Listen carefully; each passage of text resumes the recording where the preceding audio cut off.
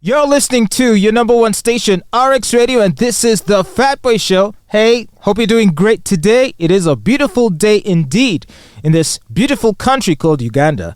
Uganda is where we are broadcasting the Fatboy Show from, even though you could be listening to this program from anywhere in the world, and I think that's a beautiful thing. But for a moment, let's just turn our attention to Kampala, the capital of Uganda. Despite many attributes about it that would render this city beautiful, nonetheless, this city has a problem of garbage. There's garbage all over the place, garbage strewn everywhere, and it just affects the beauty of the city. Try going to any East Asian country or any East Asian city. Go to Singapore, go to Kuala Lumpur, go to Tokyo in particular, Seoul, South Korea. One thing you'll notice about these places is that it is pristine. The place is clean. Yeah? The streets are clean and free of litter compared to our streets here. There's far too much of it. And as if in a bid to do something about it, the National Environmental Management Authority has come out and said that they now want to fine each and every person 6 million shillings should they be caught throwing trash out of their car window. I think that's crazy. Olive, is this true that NEMA wants to implement a penalty of 6 million shillings to anyone caught throwing out rubbish from a car? Yeah, that's true. That's what NEMA wants to do. I feel like that 6 million is like a joke because how many Ugandans can afford that?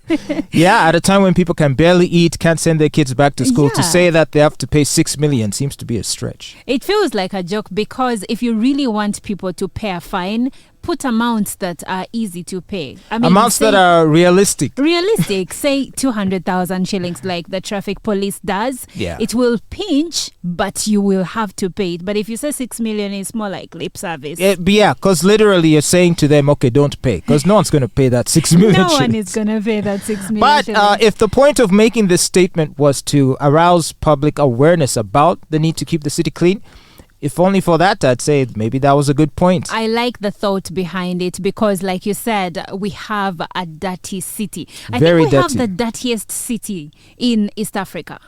I don't know about South Sudan. I mean, compared to just Kigali, our neighbor to the southwest. They have a very clean city over there. Oh gosh. All right. They are so clean. And partly because the government there doesn't mess around. The president doesn't mess around. I know they don't mess around, but here we are used to a government that actually messes around. Messes around too much. Too much. Okay, so if so what they're saying now, at least this as far as the executive director of the National Environmental Management Agency is concerned, Dr. Akankwasa Barirega, he told journalists on Wednesday that starting April, they will, in addition to the existing criminal prosecution measures, commence an administrative penalty scheme for environmental breaches in line with Section 174 of the National Environment Act, in which this is very interesting. Okay, in essence, if what is found disposing of waste on a roadside, for example, throwing around maize cobs, at least maize cobs are biodegradable. But then there are plastic bottles of water, soda, juice. Yeah. And polythene bags. You will get an invoice for a fine of 6 million shillings. Ha ha ha ha ha. This is laughable. I like the thought.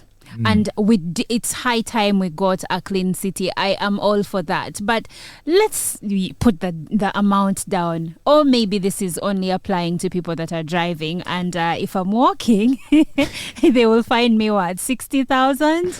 And that's another thing. And that you raise a good question. Like if we were to count, or to measure the extent of pollution or the contribution of each person to the pollution in the city, how much of that would be coming from people who are probably driving as compared to people who are walking or people who are just in their communities, out sitting outside their shops, tending to their businesses or disposing of rubbish outside their home. I think that contributes more to the rubbish problem, to the environmental problem, rather than a guy chucking a bottle out of a window. Okay, that's wrong. It's wrong, but it's less wrong. I feel like, okay, in terms of volume of wrong, okay, maybe it happens less, no? Does it? Have you seen routes that taxis ply and how dirty they are? Try Gulu Road, that is through Waise, Kawempe. Yeah, but is that because of passengers or people in vehicles? Think everyone has a stake in this. We are all guilty. And for me, I feel like before NEMA says that we are going to fine you 6 million, maybe let's start at the bottom. Let's start with the environmental awareness. Let's start with sensitization. And some people will say, but NEMA has been doing this many times, but are they really doing their job the way they're supposed to do it, or they just react when something happens? Yeah.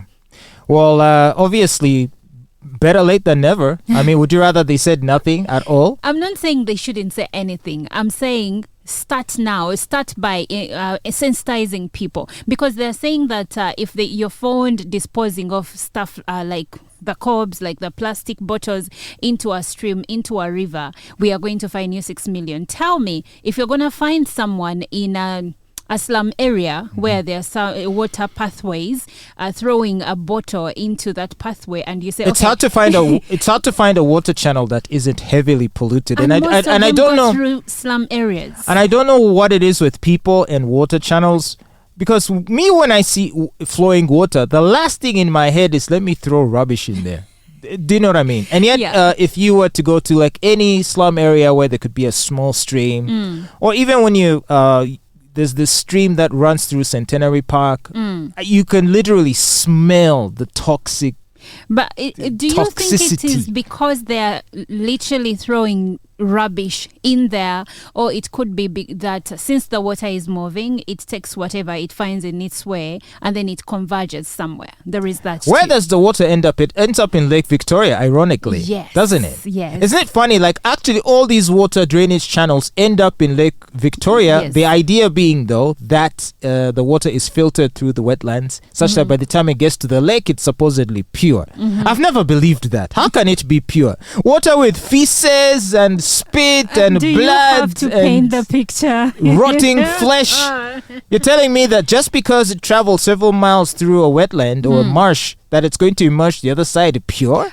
Ideally. And good to drink? No, ideally it should be, but because of people that stay in slum areas, and slum areas are most times in wetlands. So because of those people, and of course the characteristics of character traits of other people like us who live in the city and throw rubbish God knows where, everything comes to one thing, that all this rubbish is going to end up in the lake. But it shouldn't. If we were exercising cleanliness, it shouldn't. It wouldn't be like that. Well, let us be better at disposing of our rubbish. And by the way, rubbish comes in all forms. Plastic bags, maize cobs, banana peels, and X's. Oh, God.